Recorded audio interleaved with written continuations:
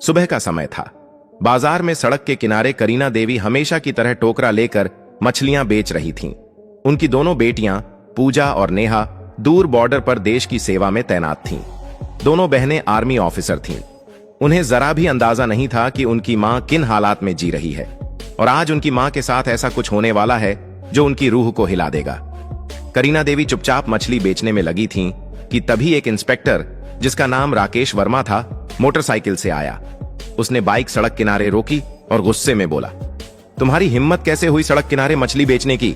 तुम्हारे चलते यहां जाम लग सकता है, जल्दी से यहां से हटो। इतना कहकर वह अचानक टोकरा पर जोर से लात मार देता है। मछलियां जमीन पर बिखर जाती हैं। चारों तरफ मछलियों की गंध फैल जाती है और लोग रुककर तमाशा देखने लगते हैं। इंस्पेक्टर और भड़ककर चिल्लाता है, ये तुम्हारे बाप की सड़क है क्या, जहां मन किया बैठ गई मछली बेचने? अगर बेचना है तो अपनी जगह पर बेचो।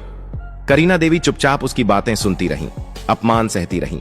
उनकी आंखों में आंसू थे, लेकिन वो बिना कुछ कहे जमीन पर गिरी मछलियां उठाने लगीं। भीड़ में खड़े लोग सिर्फ तमाशा देख रहे थे।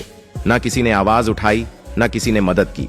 भीड़ में एक लड़का था जो सोशल मीडिया पर मशहूर था। उसने मोबाइल निकाला और पूरा वाकया रिकॉर्ड करने लगा। इंस्पेक्टर लगातार उन्हें डांट रहा था, अपमानित कर रहा था और लोग बस हंसते देखते रह गए। करीना देवी मन ही मन सोच रही थीं, अगर मेरी दोनों बेटियों को यह सब पता चल गया तो न जाने क्या हो जाएगा। काश उन्हें यह बात कभी ना पता चले, वरना तूफान आ जाएगा। आंखों में आंसू लिए मछलियां वापस टोकरा में डालकर वो धीरे धीरे घर की ओर चल पड़ी।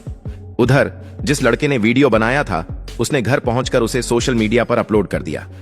कैप्शन में लिखा था, इस बूढ़ी औरत की कोई गलती नहीं थी, लेकिन इंस्पेक्टर ने इसकी मछलियां गिरा दी और सड़क पर बेइज्जत किया।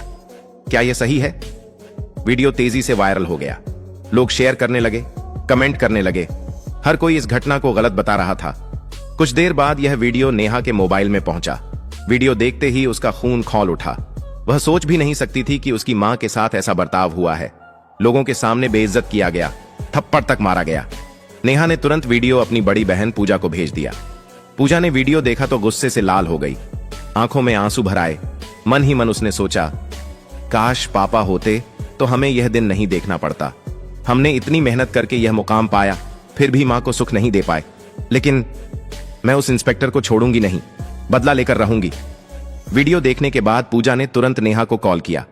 आवाज में गुस्सा साफ झलक रहा था। नेहा, तुम यहीं रहो, मैं घर जा रही हूं और उस इंस्पेक्टर से अपना बदला लेकर रहूंगी। नेहा ने तुरंत कहा, नहीं दीदी, मैं भी आपके साथ चलूंगी। मां के साथ जो हुआ वो मैं बर्दाश्त नहीं कर सकती, उसे उसकी औकात दिखानी ही पड़ेगी। पूजा ने समझाया, तुम्हें यहीं रहना चाहिए। मैं मां को लेकर वापस आऊंगी और हम यहीं कहीं आसपास उन्हें रख लेंगे। कुछ देर तक बहस चली, लेकिन आखिरकार नेहा मान गई। ठीक है दीदी, आप जाइए, लेकिन मां को साथ लेकर जरूर लौटना। पूजा ने फोन रख दिया, वर्दी उतारी और पीले रंग का सलवार सूट पहन लिया। अब वह एक साधारण गांव की लड़की लग रही थी। बस में बैठकर कुछ ही घंटों में घर पहुंच गई। घर पहुंचते ही उसने दरवाजा खटखटाया। करीना देवी उस समय किचन में सब्जियां काट रही थीं। दरवाजे की आवाज सुनकर उन्होंने पुकारा, कौन है? मैं हूं मां। पूजा, लौट आई हूं आपसे मिलने। आवाज सुनते ही करीना देवी के हाथ रुक गए, आंखों में नमी आ गई। उनके मन में डर भी था कि कहीं पूजा को इस घटना का पता तो नहीं चल गया। वह जानती थीं कि उनकी बेटियां कितनी ईमानदार और जिद्दी हैं, अपनी मां के लिए कुछ भी कर गुजरेंगी। उन्होंने जल्दी से दरवाजा खोला। सामने खड़ी बेटी को देखते ही मां बेटी गले लग गईं, जैसे सालों की दूरी एक पल में मिट गई हो। करीना देवी ने पूछा, बेटी, नेहा कहां है? वह नहीं आई? पूजा ने जवाब दिया, नहीं मां, मैंने उसे मना कर दिया था। बहुत जिद कर रही थी, लेकिन मैंने साथ नहीं लाया। अच्छा, पहले अंदर तो आओ। पूजा किचन में गई और सब्जियां देखकर बोली, मां आप बैठिए, खाना मैं बना देती हूं। थोड़ी देर में खाना बनकर तैयार हो गया। मां बेटी ने साथ बैठकर खाना खाया और फिर बातें शुरू हुई। पूजा ने सीधा सवाल किया, मां, आपके साथ जो हुआ, आपने मुझे क्यों नहीं बताया? यह बहुत गलत है। मैं उस इंस्पेक्टर को सस्पेंड करवाकर ही मानूंगी। उसने कानून के खिलाफ किया है और मैं उसे दिखाऊंगी कि कानून की ताकत क्या होती है। करीना देवी ने डरते डरते कहा, बेटा छोड़ो, पुलिस वाले हैं, क्या हो गया अगर उसने ऐसी बातें कर दी? जाने दो। पूजा ने सख्ती से कहा, नहीं मां, आप चुप रहिए, मैं जानती हूं मुझे क्या करना है। उसने जो किया उसकी सजा उसे जरूर मिलेगी। इतना कहकर पूजा ने लाल रंग की साड़ी पहनी, साधारण गांव की लड़की की तरह तैयार हुई और सीधे थाने की ओर निकल पड़ी। यह वही थाना था जहां इंस्पेक्टर राकेश वर्मा तैनात था। थाने पहुंचकर उसने देखा राकेश वहां मौजूद नहीं था। केवल 2 हवलदार और एसएचओ संदीप सिंह वहां बैठे थे। पूजा सीधे एसएचओ संदीप सिंह के पास गई और बोली, मुझे इंस्पेक्टर राकेश वर्मा के खिलाफ रिपोर्ट दर्ज करवानी है। उन्होंने मेरी मां के साथ सड़क पर बदतमीजी की, मछलियों की टोकरी गिरा दी, थप्पड़ मारा और लोगों के सामने अपमानित किया। मैं चाहती हूं कि उनके खिलाफ सख्त कार्रवाई हो। संदीप सिंह चौंक कर बोला, क्या इंस्पेक्टर राकेश वर्मा के खिलाफ रिपोर्ट? और तुम कौन होती हो रिपोर्ट लिखवाने वाली? क्या तुम उस बूढ़ी औरत की बेटी हो? तुम्हें लगता है कि मैं अपने इंस्पेक्टर के खिलाफ रिपोर्ट दर्ज कर लूंगा? उन्होंने कोई गलत नहीं किया, और अगर थप्पड़ मार भी दिया तो क्या हुआ? वह सड़क पर मछली बेच रही थी, गलत तो वही थी। पूजा की आंखों में गुस्सा भड़क उठा। देखिए, हमें कानून मत सिखाइए। हमने कानून पढ़ा है और अच्छी तरह जानते हैं कि इसमें क्या लिखा है। मैं उसी कानून की मदद से उसे सजा दिलवाऊंगी। अगर आपने रिपोर्ट नहीं लिखी तो मैं आपके खिलाफ भी एक्शन लूंगी। संदीप सिंह हैरान रह गया। यह साधारण सी गांव की लड़की इतनी आत्मविश्वास से और बिना डरे बात कर रही थी जैसे कोई बड़ी ताकत उसके पीछे हो। वह बोला, तुम कौन हो और तुम्हारी इतनी औकात कि हमें सस्पेंड करवाओगी? हम चाहें तो अभी तुम्हें अंदर करवा सकते हैं। पूजा ने बिना कुछ कहे अपना सरकारी आईडी कार्ड मेज पर रख दिया। आईडी देखते ही संदीप सिंह की आंखें फटी रह गईं। घबराते हुए बोला, आप आर्मी ऑफिसर हैं? सॉरी मैडम, बताइए क्या करना होगा? पूजा ने सख्त लहजे में कहा, इस थाने की हालत खराब है। यहां न्याय नाम की कोई चीज नहीं है। सॉरी से कुछ नहीं होगा। अब मैं डायरेक्ट आपके खिलाफ और आपके इंस्पेक्टर के खिलाफ कार्रवाई करवाऊंगी। इतना कहते ही थाने का दरवाजा खुला और इंस्पेक्टर राकेश वर्मा अंदर आया। लड़की को देखकर उसने हल्की मुस्कान के साथ पूछा, क्या बात है, क्या करने आई हो? वह सीधे पूजा के सामने खड़ा हो गया। पूजा के मन में गुस्से का तूफान था। अगर वह कानून की इज्जत न करती तो उसी वक्त उसे तमाचा जड़ देती, लेकिन वह कानून की रक्षक थी, इसलिए सिर्फ बोली, याद रखना, मैं तुम्हें सस्पेंड करवा कर रहूंगी। तुम्हें कानून में रहने का कोई हक नहीं। मेरे शब्द तुम्हारे लिए बहुत भारी पड़ेंगे। इतना कहकर पूजा थाने से निकल गई। अंदर खड़े सिपाही संदीप सिंह और खुद इंस्पेक्टर राकेश भी सोच में पड़ गए। क्या यह लड़की सच में एक्शन लेगी? पूजा घर लौटी, कुछ देर सोचती रही, फिर एक प्लान दिमाग में आया। अगली सुबह वह सीधे एएसपी ऑफिस पहुंची। ऑफिस में एएसपी मैडम श्रुति हसन बैठी थीं। पूजा ने बिना वक्त गंवाए अपना मोबाइल निकाला और उन्हें वायरल वीडियो दिखा दिया। मैडम, मैं इंस्पेक्टर राकेश के खिलाफ सख्त कार्रवाई चाहती हूं। श्रुति हसन ने गंभीर लहजे में कहा, मैडम पूजा, मुझे पता है आप आर्मी ऑफिसर हैं, लेकिन हमें कानूनन सबूत और गवाह चाहिए। जब तक आप ठोस सबूत और गवाह लेकर नहीं आती तब तक कार्रवाई संभव नहीं है। पूजा ने हामी भरी और निकल पड़ी।